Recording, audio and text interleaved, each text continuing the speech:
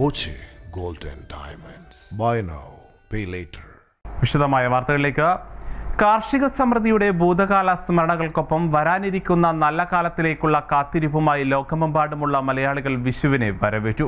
മീനച്ചൂടിൽ പൂത്ത കണിക്കൊന്നയ്ക്കൊപ്പം സമൃദ്ധമായ പ്രകൃതിയുടെ പ്രതീകമായി പറമ്പിലെ ചക്കയും വെള്ളരിയും മാമ്പഴവും ഫലങ്ങളുമെല്ലാം തളികയിൽ കണി കണ്ടുണർന്നാണ് മലയാളികൾ വിഷുവിനെ സ്വീകരിച്ചത്.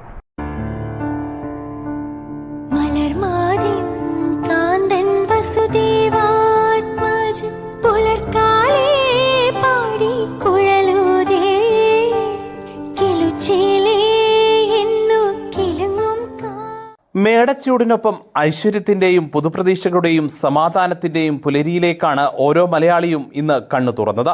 സ്വർണ്ണവർണ്ണമുള്ള കണിക്കൊന്നകൾ വിടർന്നു നിൽക്കുന്ന മേടപ്പുലരിയിൽ ഐശ്വര്യത്തിന്റെ കണി കണ്ടുണർന്ന് നന്മയുടെ പുതിയൊരു വർഷത്തിന് തുടക്കമായി.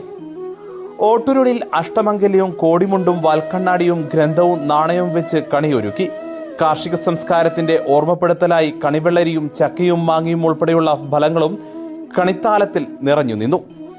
നഗരങ്ങളിലും ഗ്രാമങ്ങളിലും ചൊവ്വാഴ്ച രാവിലെ മുതൽ കണിവിഭവങ്ങളുടെ വിൽപ്പന തകൃതിയായി നടന്നിരുന്നു.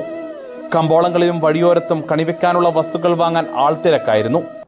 പ്രധാന ക്ഷേത്രങ്ങളിലെല്ലാം ബുധനാഴ്ച രാവിലെ വിഷുക്കണി ദർശനമുണ്ടായിരുന്നു. അമ്പലങ്ങളിൽ വിഷുക്കണി ദർശനത്തിന് വൻ ഭക്തജന തിരക്കാണ് അനുഭവപ്പെട്ടത്. വരാനിരിക്കുന്ന നല്ല നാളുകളിലേക്കുള്ള പ്രതീക്ഷയാണ് ഓരോ കണി ദർശനവും നൽകുന്നത്.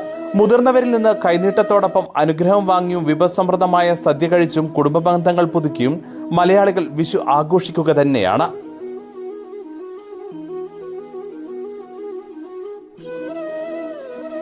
ന്യൂസ് ഡെസ്ക് സ്വന്തം ന്യൂസ്. സ്വന്തം ഹൈസ്പീഡ് ഇന്റർനെറ്റ്, നമ്മുടെ സ്വന്തം ഇന്റർനെറ്റ്.